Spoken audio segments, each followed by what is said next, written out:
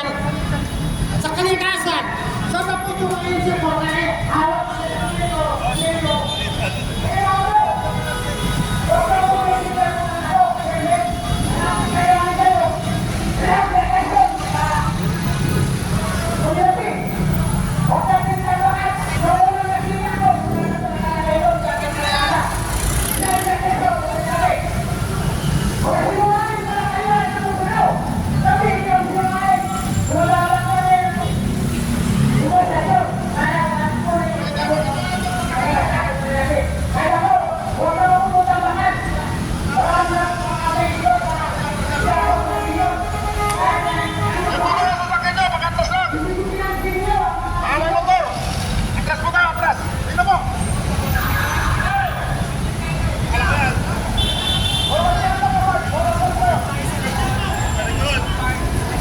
Nasa likod. Mas safe. May madali kami dati na.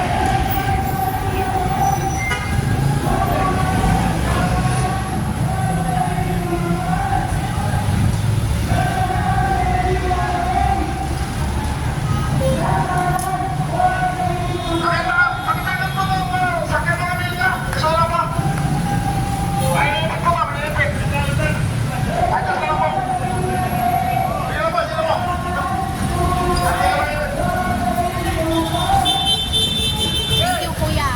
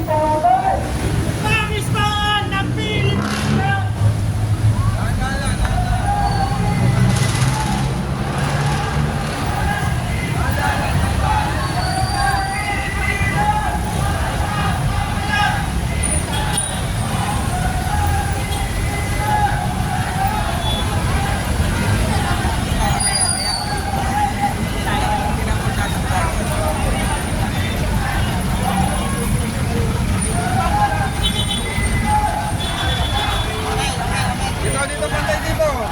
Abang dito.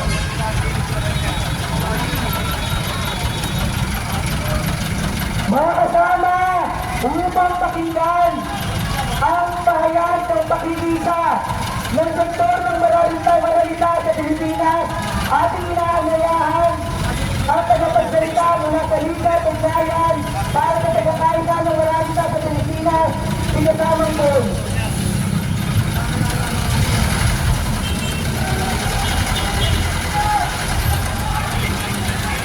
Isang magandang umaga po sa ating lahat at sa mga kapulisang nandito ngayon. Pataasin natin ang pag-unawa sa kalagayan ng mamamayan sa Pilipinas sa usapin ng West Philippine Sea. Mga kasama, hindi natin napagmamasdan ang nagaganap ngayon sa gitna ng karagatan na kung saan ang Pilipinas ang nakakasakop at ngayon ang mga mangingisda at ang mga maralita sa lugar na yun ay kanilang pinabawalan na sa darating na June 15 dapat ang ating mga kasama mangingisda ay pumalayok. Sila daw po ay unin. Papayag pa tayo dyan!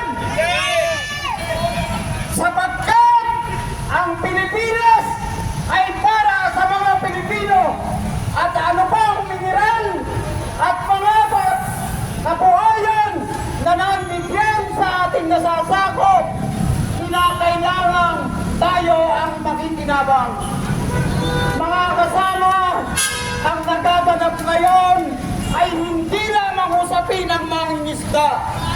Kahit ang usapin ng mga pulis na siyang dapat na magtatanggol sa mamamayan ay nagagamit pa ng mga tayo dito sa Pilipinas. Mga kasama, hindi tayo papayag na ganito ang nangyayari sa ating bayan. Na tayo ay nakakasangkapan sa maling mga gawain ng mga tumatayo dito sa atin. Mga kasama, pataasin natin ang pag-intindi sa nagaganap ngayon sa Pilipinas. Marami ang mga nakanuklok at ininuklok ng mamamayan.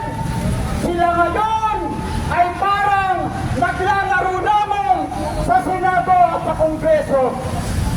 Mga kasama, paparating na naman ang eleksyon at mula doon ay mga ngako ng kung ano-anong kaginawaan para sa mga mamamayan. Pero matagal na tayong nagtitiis sa mga panggagamit nila at alam natin na ang pamilya lamang nila ang nababago ang katayuan sa buhay, hindi ang katayuan ng mga tao dapat nilang pagsilbihan. Kaya sa umagang ito, itapatak natin sa mga kasama at mga pulis na nandito sa ating harapan. Sila ay isa sa mga kasama natin, sa mga tao